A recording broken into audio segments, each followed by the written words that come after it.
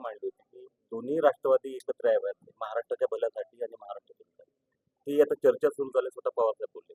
उपमुख्यमंत्री आदरणीय अजितदादांच्या नेतृत्वात दोन्ही राष्ट्रवादी एकत्र येत असतील तर कार्यकर्ता म्हणून मी त्या गोष्टीचं स्वागत करतो आणि सर्वांनी अजितदादाचं नेतृत्व मान्य करून मला असं वाटते पुढची वाटचाल करायला हरकत नाही.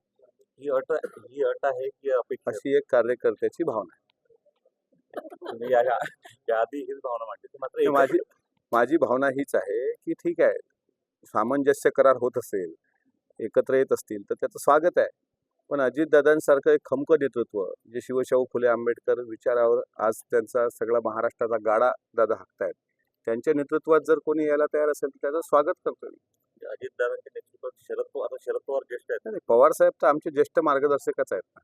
पवारसाहेब ज्येष्ठ मार्गदर्शक आहेत, पण अजितदादा जे आज महाराष्ट्रात काम करतायत त्यांच्या नेतृत्वात जर काही आमदारांची येण्याची इच्छा असेल, इकडच्या गटाच्या आहेत तर तिकडच्या गटाची, तर स्वागत आहे कार्यकर्ता म्हणून. पक्ष एक संध होत असेल तर त्याचा काय परिणाम होईल महाराष्ट्राच्या राजकारणात? महाराष्ट्राचं राजकारण आणखी भक्कम होणार, केंद्रातही भक्कम होणार आणि राज्यातही भक्कम होणार. या फिर ऐसे हमारे जो अल्पसंख्यक बस्ती है उनको भौतिक सुविधा किस प्रकार से हम लोग वहाँ पर प्रोवाइड कर सकते ला के दे सकते हैं।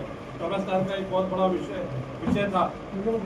कब्रस्तान की जो बाउंड्रियाँ है और ईदगाह की जो बाउंड्रियाँ है उसको किस प्रकार से वालपप्पा और बहुत सारा अतिक्रमण हो रहा था। इसके लिए ये उद्देश्य उनके दौरे का हमारे नेता का ये भी है।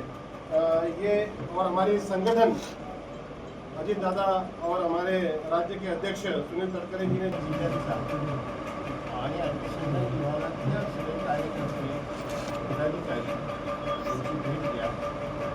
2 वर्षाच्या काळाचा थोड्या दिवसात संपतोय आम्ही निर्णय घेतल्यापासून.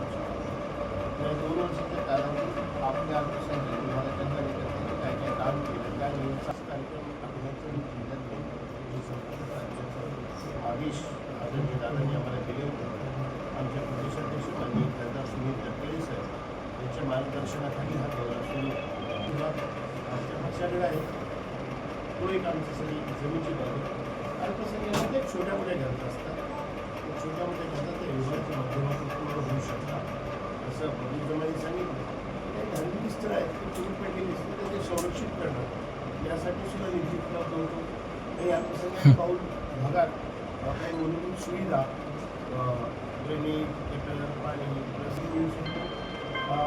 काही ठिकाणी सांस्कृतिक भवन म्हणजे शादीखाने ज्याला म्हणतो आपण त्यासाठी सुद्धा निधी मिळू शकतो. महाराष्ट्रातून उर्दू घराचा एक कन्सेप्ट सुरू झाला जिथं अल्पसंख्याक थोडंसं